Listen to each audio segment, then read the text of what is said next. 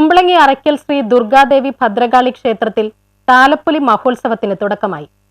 കുമ്പളങ്ങി അറക്കൽ ശ്രീ ദുർഗാദേവി ഭദ്രകാളി ക്ഷേത്രത്തിൽ താലപ്പൊലി മഹോത്സവത്തിന് തുടക്കമായി. ഒന്നാം ദിവസം വെളുപ്പിനെ 4:30 പള്ളി ഉണർത്തലും 5 മണിക്ക് നിർമാല്യ അഭിഷേകവും നടന്നു. 6 മണിക്ക് ഗണപതി ഹോമം, 6:30 ഉഷപൂജ, 9:30 കലശപൂജ, 11 നാഗദേവതയ്ക്ക് 100 പാലും തളിച്ചുകുട, 11:30 മധ്യാഹ്ന പൂജയും നടന്നു. തുടർന്ന് നടന്ന അന്നദാനത്തിൽ നിരവധി ഭക്തജനങ്ങളാണ് പങ്കെടുത്തത്. വൈകിട്ട് 5-നായിരുന്നു നട തുറപ്പ്.